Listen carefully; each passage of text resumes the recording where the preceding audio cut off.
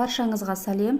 Видео ұнаса лайк басып, комментария жазып, мені бір қуантып қойыңыз. Алдағы уақытта осыған ұқсас түрлі видеоларды жасап үйренгіңіз келсе, маған тіркеліп қоңыраушаны басуға ұмытпаңыз. Ал енді осы видеоның жасалу жолына көшейік. Достар, әдеттегідей CapCut приложениесіне кіреміз және де галереядан бір суретті жүктеп аламыз.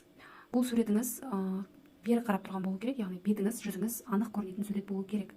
Енді қараңыз, астына функцияларына қарап отырсақ, ең соңында міне эффекті деп тұр, жұлдызшамен. Эффектіға кірсек, бізге үш мүмкіндік береді. Біріншісі эффекті видео, екіншісі эффекті тело, үшіншісі фотоэффекті. Әрине біз фотоэффектіға кіреміз. Бұл жерде міне көріп тұрғандарыңыздай эффекттердің түрлері өте көп.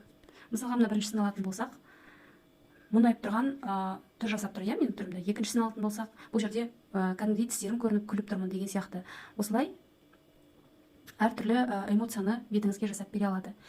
Егер де мультяшный түрін жасағыңыз келетін болса, осы астындағы эффектілерді ары-бері жылжытып отырып, мына жерде портрет және смена лица деген бар. Осы бөлімшелерінен таба аласыздар. Кез келген қалаған түрлерді қойып, өзіңізге ұнағанын немесе ұқсағанын тауып алсаңыз болады. Енді қараңыздар, жоғарыдағы жасаған видеоны қайталап жасағыларыңыз келетін болса, сіздер алдымен жүктеп алған суретті бірнеше мәрте көбейтіп қоясыз. Оны қалай істейміз? Мына жерден әзірше шыға тұрайық, назатты басып.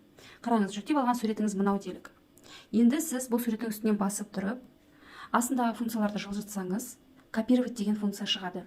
Осыны басатын болсаңыз, мынау суретіңіз тағы да тура осы сурет қосыла береді жанынан.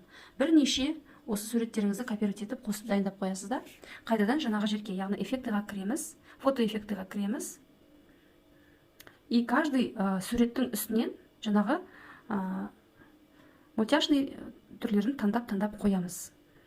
Мысалға, мына түрін алайық. Екіншісіне өттім мінеке.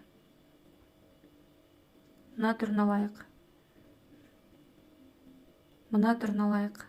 Осылай загрузка болады, 100%-ға дейін. Тез загрузкасы. Осылай, например, каждый суретіңізге осы жердегі қаласаңыз бәрін қойып шықсаңыз болады. Ұнатқаныңызды қойып шықсаңыз болады. Қалаған эффектілеріңіздің бәрін осылай қойып аласыздар да, астына музыка қоясыздар. Алдағы сабақтарда музыканы қалай қоюға болады екенін көрсеткенмін. Одан кейін қараңыздар, сол музыканың желательно андай музыка аласыздар, который бір кішкене звуктары тоқтап, келесіге бір переход болған сияқты болып өтетін. И сол арада міне суреттерді ауыстырып отырасыздар. Музыкамен сәйкестендіру үшін суретті ұзақ көру жаңағы уақытсын осылай қолдарыңызбен үстінен басып тұрып жылжытып, мысалға секундын ұзартып немесе қысқарта аласыздар. Өздеріңіздің қалауларыңызға қарай музыкамен сәйкестендіресіздер. Және де сол переход болған сәтте бір әдемі көріну үшін осы жерде тағы қосымша эффекттер қолдануға болады. Назад шықты міне, қайтадан эффектіға кірдім. Бұл жерде эффекті видео дегенді таңдайсыз. Эффекті видео деген ішінде түрлі эффектілер бар. Соның ішінде мысалға қазір қарап көрейік.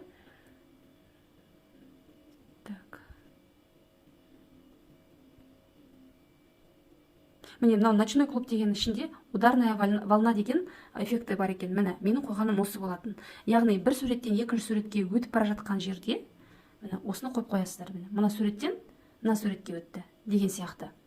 Ұзақ болып жатса, мынаны ауыстырып, содан кейін қараңыз, бұны да копировать етіп қойсаңыздар болады. Яғни осы үстінен ақпен басып, қолыңызбен, саусағыңызбен басып, ұстап тұрып, астына функцияларға өтсеңіз, копировать деп тұр. Бассаңыз, міне, бұл осы қойылды астына, бірақ бұны бүйтіп үстінен саусағыңызбен басып тұрып, ары-бері жылжытып, жанына қарай қоя аласыз. Міне, сонда получается, мына суреттен келесі суретке өткенде, және мына суреттен келесі суретке өткенде, міне, осындай әдемі көрініс беріп отырады. Достар, егер сіздерге бұл видеоның жасалу жолы түсінікті болса және ұнаған болса, маған міндетті түрде тіркеліп, қоңыраушаны басыңыз алдағы уақытта осы сияқты басқа да видеоларды жіберіп алмас үшін.